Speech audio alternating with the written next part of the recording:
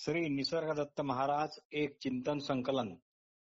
श्री निसर्गदत्त महाराज एक चिंतन संकलन भाग 118. भाग 118. श्री निसर्गदत्त महाराज म्हणतात, श्री निसर्गदत्त महाराज म्हणतात, काहीही ध्यानात न धरता केवळ ध्यान करा. जग आतून असते पण ते बाहेर आहे असे वाटते. हाच सगळ्यात मोठा भ्रम आहे. तुमच्या ठिकाणी तुम्ही म्हणून जे काही आहात तीच गुरुची प्रतिमा समजा. आपण आहे म्हणायला वाचा नसतानाही तुम्ही तसे असताच. तू आहेस हे तुला कळतंय त्याचेच ध्यान धर असे श्री निसर्गदत्त महाराज म्हणतात. त्याचा दुरुपयोग करून दुसरे कसले ध्यान करू नका. म्हणजे तू आहेस हे तुला कळते त्याचा दुरुपयोग करून दुसरे कसले ध्यान करू नका. दिसणाऱ्या जगावर आपण अवलंबून आहोत असा सर्व जीवांचा सर्वांचा अनुभव आहे. पण वस्तुस्थिती मात्र फारच वेगळी आहे. काय आहे ती वस्तुस्थिती? आपणावरच जगाचा अनुभव अवलंबून आहे. हीच ती वस्तुस्थिती आहे. मी आहे असे मला ज्ञान आहे म्हणून मला जग असल्याचे पण ज्ञान आहे. मी आहे असे मला ज्ञान आहे म्हणूनच मला जग असल्याचेही ज्ञान आहे. ही दोन्ही एकदमच असतात.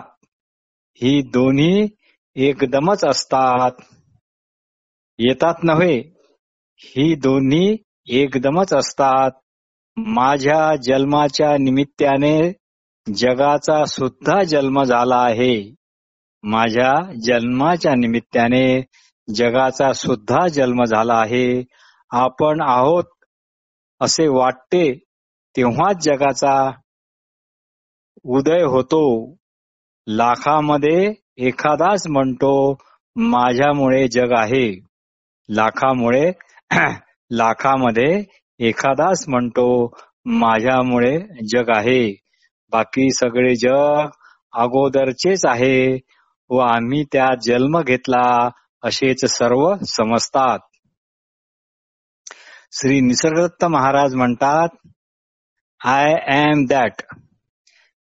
एम दॅट असे न म्हणता फक्त आय एम मी आहे इतकेच म्हणा. श्री निसर्गदत्त महाराज म्हणतात, आय एम दॅट असे न म्हणता आय एम इतकेच फक्त म्हणा. मी आहे इतकेच म्हणा. मी तेच आहे यापेक्षा मी आहे हे जास्त शुद्ध आहे, जास्त जवळचे आहे. व्यक्त म्हणजे ओळख, खरी ओळख म्हणजेच स्वस्वरूपाचे ज्ञान. श्री निसर्गदत्त महाराज म्हणतात, सगळं करा पण घाईच्या वेळी पडसाकडे जर लागली तर पाण्याची जशी आपण कसलीही असले तरी त्याची विशेष अशी पर्वा करत नाही त्याप्रमाणे तुम्ही कशाचीही पर्वा करू नका, कशाचीही अपेक्षा करू नका. मी केवळ आपणच असणेपणाने शुद्ध असणेपणाच आहोत यात मुरून बसा. काम करणे, बालबच्चे करणे वगैरे सर्व एका प्रकारची करमणूकच आहे, एका प्रकारचा टाइमपास आहे. श्री निसर्गदत्त महाराज म्हणतात, गाढ झोपेत आपणाला आपण जाणत नाही. गाढ झोपेत आपण आपल्याला जाणत नाही, म्हणूनच आपल्याला खरा आराम मिळतो. आणि हा खरा आराम मिळवण्यासाठी आपल्याला कुठेच जाण्याची गरज नाही. फक्त इतकेच जाणायचे आहे की देह माझा आकार, माझे रूप व मी तेच समजणे हे अज्ञान सोडा. ही गोष्ट अगदी काळ्या दगडावरची रेघ आहे की अगोदर काहीतरी असल्याशिवाय काहीही करणे शक्यच नाही. अगोदर काहीतरी असल्याशिवाय काहीही करणे शक्यच नाही.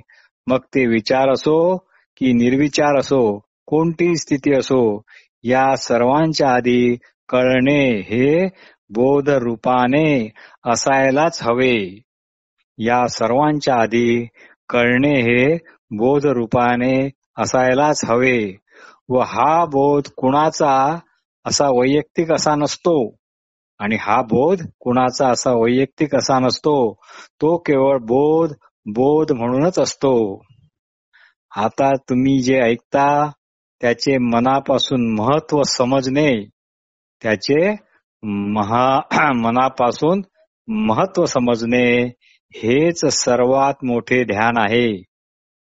आता जे तुम्ही ऐकता त्याचे मनापासून महत्व समजणे हेच सर्वात मोठे ध्यान आहे. सकाळी आलेली जाग झोप येईपर्यंत दिवसभर व्यवहार करते आणि परत झोपते आणि परत ती जाग सकाळी तीच जाग जागी होते. ही जाग वस्तुतः व्यक्तिगत नाही. ही जाग वस्तुतः व्यक्तिगत नाही.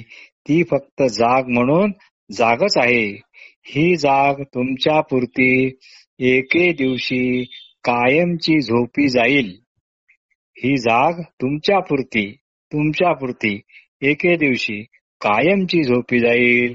पण दुसरीकडे दुसऱ्या प्राणीमात्रात अगदी तशीच ती कार्यरत असेलच किंवा असतेच. तिला मात्र मरण नाही. याच अर्थाने आम्ही म्हणतो आम्ही अजन्मा आहोत. श्री निसर्गदत्त महाराज म्हणतात श्री निसर्गदत्त महाराज म्हणतात, आमचे हे म्हणणे जगावेगळे आहे, पण ते जिज्ञासू करताच उपयोगी आहे. देहाची ओळख धरून चालणाऱ्या करता हे मात्र थोडेही उपयोगाचे नाही. निसर्गदत्त महाराज म्हणतात, जीवनाचा अर्थ काय याविषयी लोक खूप काथ्याकूट करत राहतात. जीवनाला काहीही अर्थ नाही. ते सहज आहे, स्वाभाविक आहे. जीवनाला काहीही अर्थ नाही. ते आहे फक्त इतकेच काय ते, म्हणजेच ते उगीच आहे, किंवा ते उगे किंवा निशब्द आहे, निवांत आहे. त्याच्या स्वतःच्या असणेपणातच ते दंग आहे. त्याच्या स्वतःच्या असणेपणातच ते दंग आहे. ते फक्त आहे. श्री निसर्गदत्त महाराज म्हणतात, ते एखाद्याने लघवी करण्यासारखे आहे. अगदी सहज आहे, आपोआपच होऊन राहिलेले आहे. हे निरूपण आत्मप्रेम या ग्रंथात 11/2/1979 पान नंबर 264 यात आहे. जिज्ञासूंनी अवश्य वाचावे. असो, तर आपण आहोत हे ज्ञान आपले नाही. आपण आहोत हे ज्ञान आपले नाही. ते तसे वाटते की आपलेच आहे, पण वस्तुतः तेच जीवन आहे. तिथे हे जीवन माझे म्हणणारा कुणीही नाही. तेथे हे जीवन माझे असे म्हणणारा कुणीही नाही. म्हणजेच आपण आहोत हे ज्ञान ज्याचे त्यालाच होत आहे. म्हणजेच काय? आपण आहोत हे ज्ञान ज्याचे त्यालाच होत आहे. व्यक्तीला नाही. अमुक आपण अमुक तमुक आहोत हे दुःखाचे मूळ आहे. आपण अमुक तमुक आहोत हे दुःखाचे मूळ आहे आणि हे कळणे एवढाच खरं म्हणजे परमार्थ आहे. बाकी सर्व हा शाब्दिक विस्तार आहे. या विस्तारामुळेच ही एक मूळची गोष्ट कोणती मूळची गोष्ट? आपण अमुक तमुक आहोत हे दुःखाचे मूळ आहे आणि हे कळणे एवढाच परमार्थ आहे. ही ती मूळची गोष्ट आहे आणि बाकी सर्व शाब्दिक विस्तार आहे. या विस्तारामुळेच ही मूळची गोष्ट अडगळीत पडलेली आहे. त्यामुळे काहीही उणे नाही, काहीही अधिक नाही, काहीही मोठे नाही, काहीही लहान नाही. सर्व जसे आहे तसेच आहे, जसे पाहिजे तसेच आहे, एकदम काटेकोरपणे आहे किंवा जसे असायला पाहिजे तसेच आहे. पण तिथे अपेक्षा आणि उपेक्षा या दोघांना आपण उगीच स्थान दिले आहे. वस्तुतः त्यांना तिथे ते स्थान नाही. श्री निसर्गदत्त महाराज म्हणतात, अर्थात त्यांच्या विशिष्ट भाषा शैलीत म्हणतात की हे सर्व काही तुम्हाला भासण्यापूर्वीच तुमची वस्ती अगोदरचीच आहे. पण तुम्ही अमका तमका अशी डिलिव्हरी घेतली आहे. पण ती डिलिव्हरी उपरी आहे, म्हणूनच ती डिलिव्हरी ही जाणारच.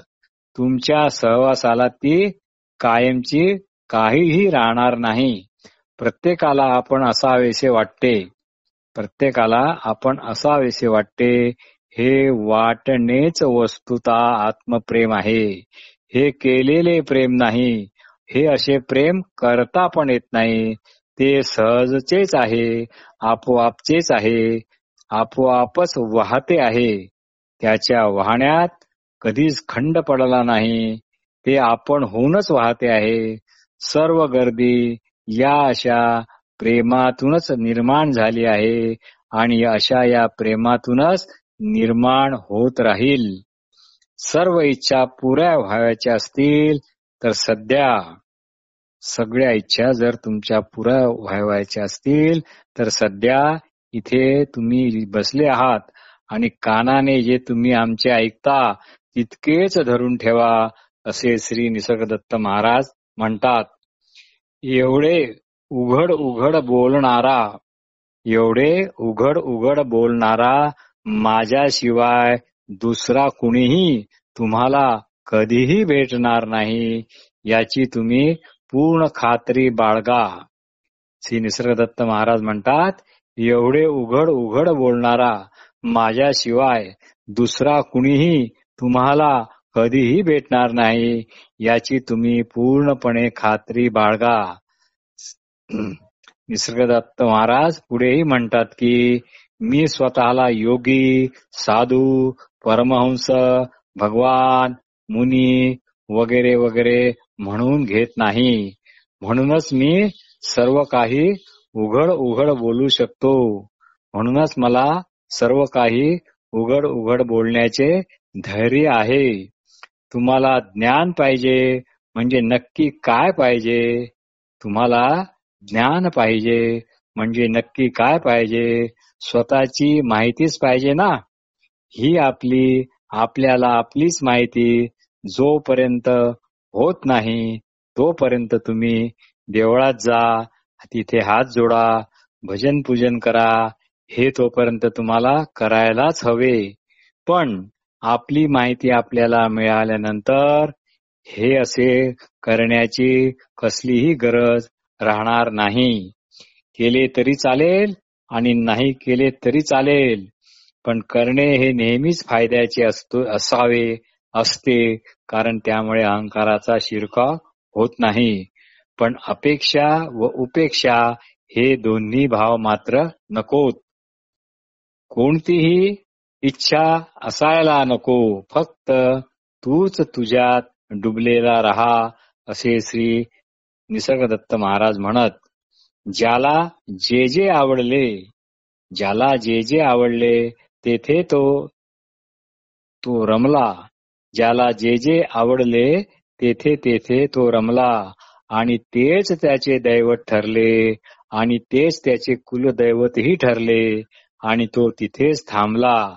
मग स्वरूपाचा शोध घेणे हा मार्गच खुंटला.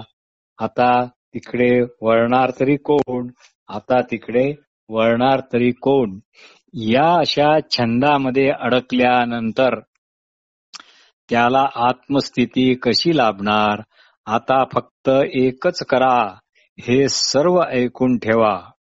आता फक्त एकच करा, हे सर्व ऐकून ठेवा.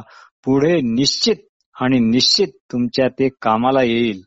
जेव्हा तुम्हाला कळेल की आपण आपल्याला जे जाणवून राहते, म्हणजे जे आपण आपल्याला जे जाणत राहते असे जे काही आहे त्यालाच स्वबोध म्हणतात. तेव्हाच हे ऐकून ठेवा, पुढे कामास पडेल. हे मी वारंवार का म्हणतो ते पण तुमच्या लक्षात येईल. आत्मप्रकाशानेच सर्व प्रकाश ओळखता येतात किंवा सर्व प्रकाश प्रकाशित होत राहतात. एका अर्थाने म्हणूनच आत्मप्रकाशच सर्वदूर पसरलेला आहे. श्री निसर्गदत्त महाराज म्हणतात, तुम्हाला आत्मज्ञान हे मूळचेच आहे, पण दुर्दैव असे की त्याची तुम्हाला ओळख नाही. तुम्हाला आत्मज्ञान हे मूळचेच आहे, पण दुर्दैव त्याची तुम्हाला ओळख नाही. ती जागा देहाच्या ओळखीने अडवली आहे. ती जागा देहाच्या ओळखीने अडवली आहे. त्या ओळखीने तिथे ही जागा माझी म्हणून रुमाल टाकून ठेवला आहे. ती जागा देहाच्या ओळखीने अडवली आहे आणि त्या देहाच्या ओळखीने तिथे रुमाल टाकून ती जागा माझी अशी घोषणा केली आहे. एकात्मता मूळचीच आहे. ही एकात्मता आता फक्त जाणायची आहे. वृत्ती ज्ञान संपल्यावर म्हणजे मी अमुक तमुक आहे असे व्यक्ती ज्ञान गेले की केवळ वृत्त ज्ञान, ज्याला व्यक्त म्हणतात किंवा आपले शुद्ध असणे पण म्हणतात, तेच राहते. ती अवस्था एखाद्या निवांत दिवाच्या ज्योतीसारखी आहे. त्यावेळी विचार अर्थात मन हे नसते. केवळ आणि केवळ आपण आहोत एवढेच काय ते तिथे असते. साधना वगैरे ह्या सर्व वृत्ती करता आहेत. व्यक्तीला दिलेला तो एक अभ्यास आहे, सिलॅबस आहे, होमवर्क आहे. तो वृत्तीचा सिलॅबसच म्हणावा. आपण देह ही ओळख गेली की काहीही राहिले तरी पण चालेल, पण जे काही राहिले ते मग मात्र तेच असेल. आपण आपली देह ही ओळख गेली की काहीही राहिले तरी चालेल किंवा काहीही नाही राहिले तरी चालेल, पण जे काहीही राहिलेले असेल ते मग तेच असेल. विचार येतात, ते विचार एक भ्रामक विचारक घेऊनच येतात. विचार येतात आणि ते एक भ्रामक विचारक म्हणूनच येतात. विचाराचाच काही भाग स्वतःला स्थिर समजून आणि आपल्याला सातत्य प्रदान करून तो असे समजतो की मी वेगळा आहे आणि माझे विचार वेगळे आहे. मी माझ्या विचारावर ताबा मिळवू शकतो. अर्थात एक विचारक होतो आणि तोच विचार म्हणतो, माझ्या इतर विचारावर मी ताबा मिळवू शकतो आणि स्वतःला विचारापासून स्वतंत्र वेगळा आणि स्वतंत्र शक्तिमान, स्वतंत्र असा समजतो. हा जगातील सर्वात मोठा भ्रम आहे. हा जगातील सर्वात मोठा भ्रम आहे. तो पिढ्यानपिढ्या चालत आलेला आहे. त्याला कुणी कधीच आव्हान दिले नाही. कारण असे काही वेगळे असेल म्हणजे विचार हाच विचारकच असेल असे आजपर्यंत कुणाला वाटले नाही. म्हणून त्याविषयी त्यांनी साधी शंका पण कुणी घेतली नाही. पण आता विचारक आणि विचार याचा खोलवर तपास करायची वेळ आलेली आहे. एकदा हे thinker is the thought, thinker is the thought हे रहस्य कळले की तथाकथित विचारक आणि विचार हे एकच आहे हे कळणे ज्यामुळे शक्य झाले. विचारक आणि विचार हे एकच आहेत, दोन भिन्न नाहीत हे कळणे ज्यामुळे शक्य झाले. ते केवळ शुद्ध असणेपणच आहे, तोच खरा बोध आहे. हा बोध वैयक्तिक नाही, तो फक्त आणि फक्त बोध आहे. पाण्याच्या भोवऱ्यात अडकलेल्या पाण्याच्या वेगाने तळाशी जातो, पण त्याने जर नाकातोंडात पाणी जर जाऊ दिले नाही तर त्याच भोवऱ्याच्या दुसऱ्या वेगामुळे तो माणूस त्या भोवऱ्याच्या बाहेर पण फेकला जातो. त्याप्रमाणे देह मन मीच आहे या भोवऱ्यातून आपण याच पद्धतीने सुटू शकतो. त्याप्रमाणे देह मन मीच आहे या भोवऱ्यातून आपण याच पद्धतीने सुटू शकतो. खोल तळाला गेलो तरी खालून वर उसळलेल्या दुसऱ्या लाटेत मात्र आपण आपोआप भोवऱ्याच्या कक्षेबाहेर फेकले जातो आणि आपला जीव वाचतो. निसर्गदत्त महाराजांच्या शिकवणीमध्ये 3 महत्वाचे शब्द नेहमी येतात. ते 3 शब्द असे आहेत: वृत्त, दुसरा शब्द वृत्ती आणि तिसरा शब्द निवृत्त. तर वृत्त म्हणजे आपण केवळ शुद्ध असणेपणाने आहोत, हे झाले वृत्त.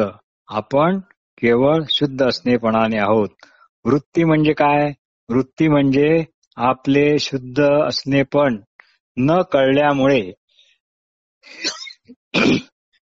आपले शुद्ध असणेपण न कळल्यामुळे त्या ठिकाणी साहजिकच आपण स्वतःला अमुक तमुक समजू लागतो. ते आहे वृत्ती. आणि निवृत्ती म्हणजे तिथे कशाचेही साक्षीत्वही नाही, तिथे काहीही नाही किंवा साक्षीत्वही नाही. तिथे केवळ असणे आणि असणेच आहे. नमस्कार.